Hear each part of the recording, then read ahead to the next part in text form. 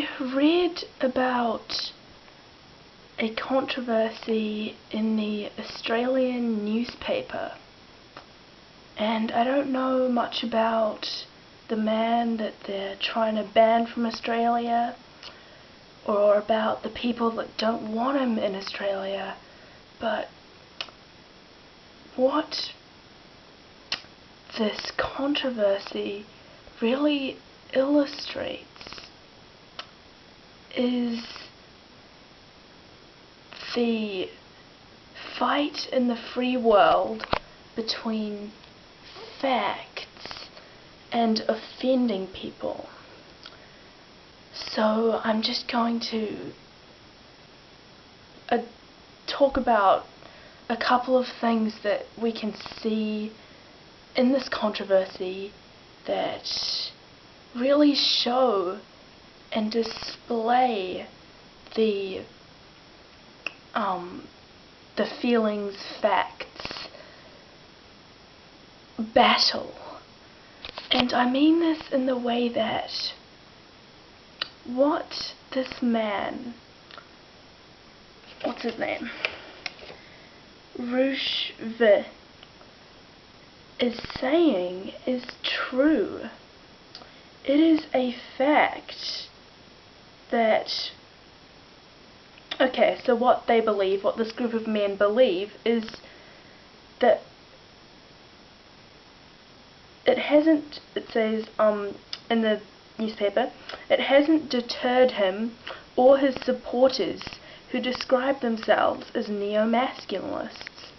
Nothing wrong with that. They also believe movements like socialism and feminism destroy the family unit and decrease the fertility rate and impoverish the state. They are against the elimination of traditional sex roles and the promotion of unlimited mating choice in women because it unleashes their promiscuity and other negative behaviors that block family formation. And this is true. But what people don't like about this is that it offends them, which really shows us the pitiful state of reporting today. I am 16, and when I look at this pitiful state of reporting, I don't know how it got this bad, that people getting their feelings hurt can now silence people because they were offended by their facts.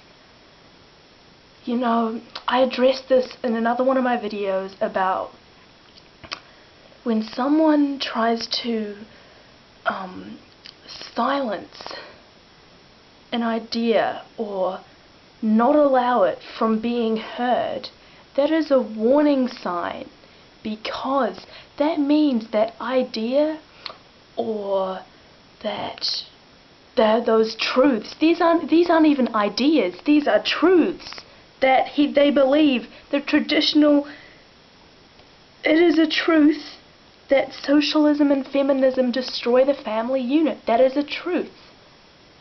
But that threatens some people. It offends them because they cannot live morally if they know that they are destroying something. That's why. It warns you when someone's being ostracized so strongly for a little view like that. It warns you. You know, the reason I'm talking about this today is because essentially reporting should be about facts. People want to hear facts. People want to see the facts. It's not about feelings or how people will perceive those feelings or those sensitivities. If you are offended by Roosh, this man's words, then you cannot live in a free society, in the free world, because you cannot handle it. That is free speech. They have, as far as I know, this people telling from the article, no one's raped anyone. What? Okay, you know, I've just read this book. It's called The Flip Side of Feminism. And it was quite telling about how feminism seeks to destroy the family and society. So I'm just going to read out a couple of quotes from this book. I would really recommend you read it. It could have gone a bit more in depth on some topics, but it illustrates things very well. So, where is that?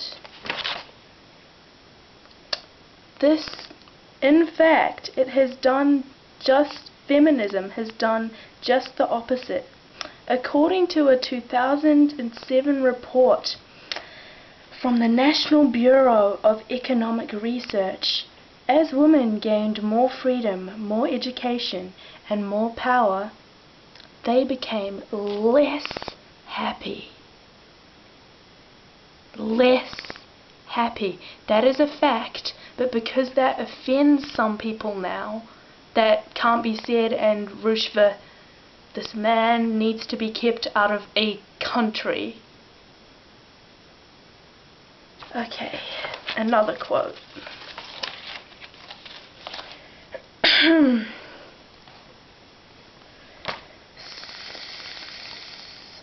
So this is on gender studies in universities. Missouri University courses attack femininity as a tool of self-oppression, and courses are frankly described as a training course for radical feminists and radical feminism.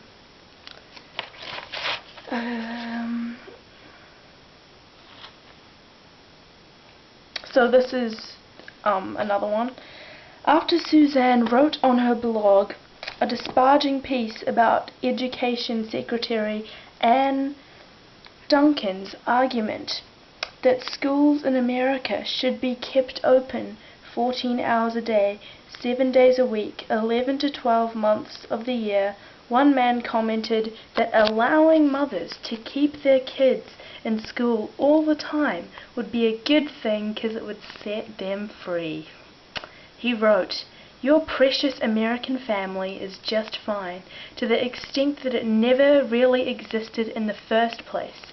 I mean, maybe to you it was worth keeping women repressed so they felt trapped in loveless marriages so that they could pump out kids for their husbands' bloodlines, but I'm fine with people being allowed to be people." So that really shows how people view women that want to have a family.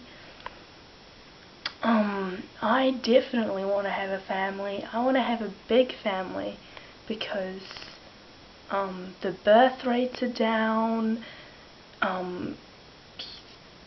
The white people are looking to die out within the next century. That's how bad it is. But this view of housewives being oppressed is what feminists have. It doesn't support women in all areas of life.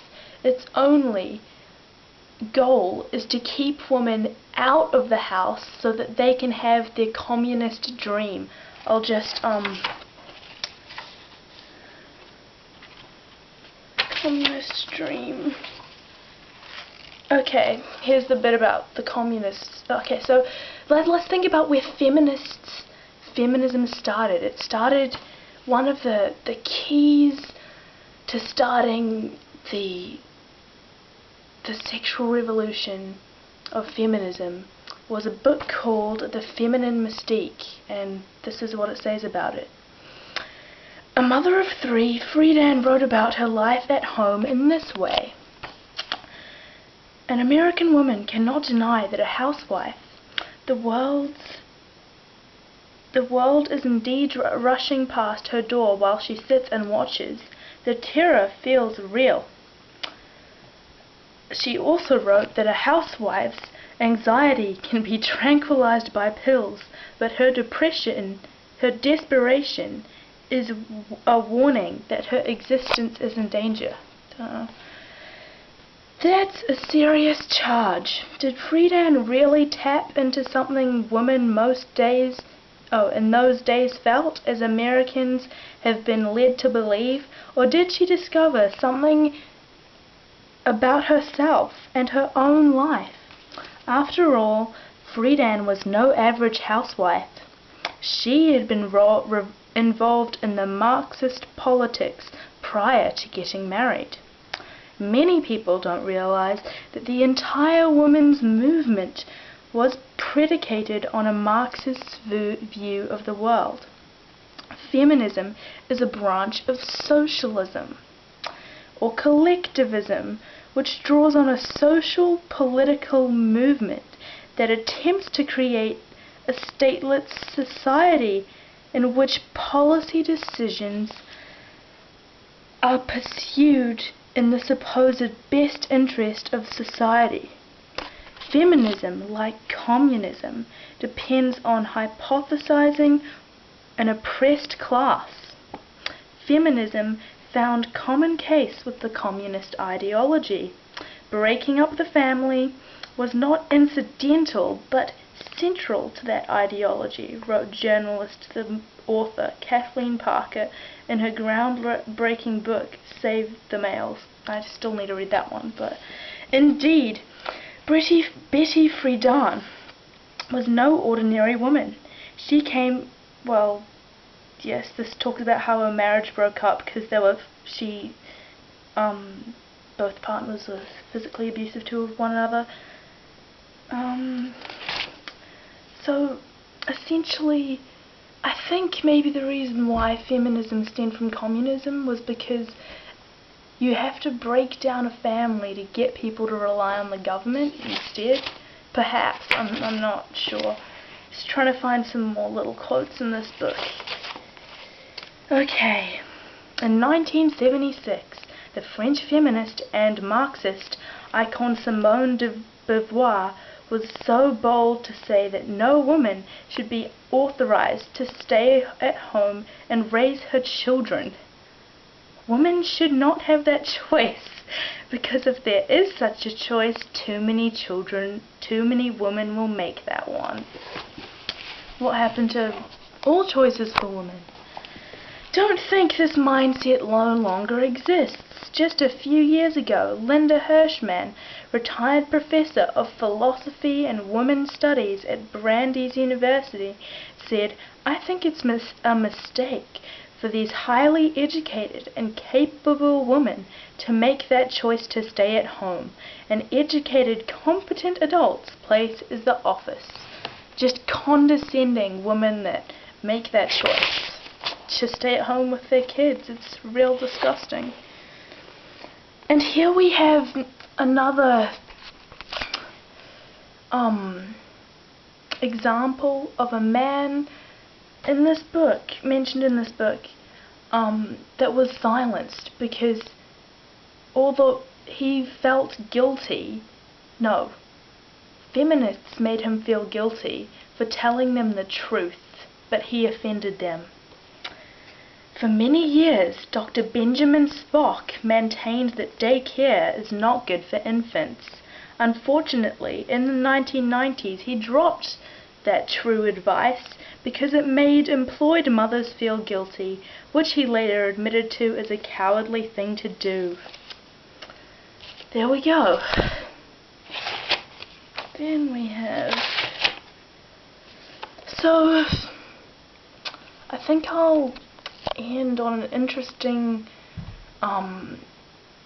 the last point I want to make is that if you, is that man Voltaire, he said, to find out who rules you, simply figure out who you can't criticize. And this Roosh man is criticized feminism, it says in the newspaper, and now he's being ostracized. He hasn't raped anyone, he hasn't been violent. In fact, there's even something about this on how some women in Canada were violent. So, it'll be interesting to see how this progresses, and I'll probably make some other videos about this. Goodbye.